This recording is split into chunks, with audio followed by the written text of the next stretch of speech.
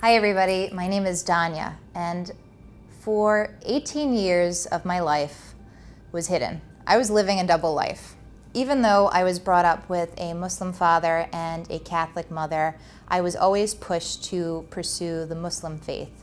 So even though I was taught to believe standard Muslim tradition and what women can and can't do, and what I personally couldn't do, you always feel like somebody's watching you. So even if I was in a room alone, eating bacon or watching a cartoon I wasn't supposed to, or like talking to our neighbor's son, I always felt like somebody was watching me, and it always made me really paranoid. I did get caught a couple of times being liberated and trying to have this normal childhood. We'd go to Christmas dinners at my Aunt Edna's, and they're all Catholic, Christian, so they don't cook special when we come over.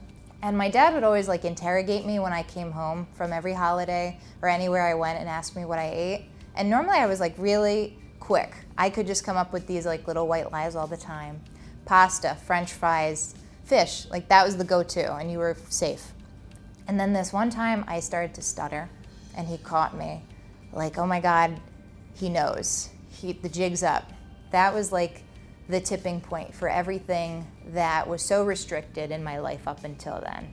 And it's a weird feeling to know that even in your own house, somebody could be watching you, or someone, if you go out and you see a relative or a family friend, and if they saw you wearing shorts or a tank top, somebody can go and tell my father, and then that would be punishment for me. The thing I was afraid of the most was being disowned. That was the biggest thing, and I always felt that it would happen eventually in my life because I knew I couldn't live this way forever. I couldn't hide forever. But now I live in my light. When I turned 18, I went to college out of state. I got to live by my own rules. I made friends with different backgrounds, different religions, different cultures. It really opened up my world, and I started doing things for me. And I even got a few tattoos. But maybe those we won't tell my dad. I personally just wanted to say that my experience isn't everybody's experience. I am not denouncing any religion, any culture. This is just my experience, my childhood. Looking back on how I had to hide everything growing up, I probably would have done it a little differently and been more open about my life with my parents. It's always best to be honest about who you really are. The advice I have for anybody at any age that feels like they're living a double life is, you're not alone. There's more of us than you think.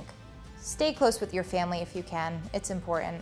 And don't let anybody tell you how to live your own life. That's on you.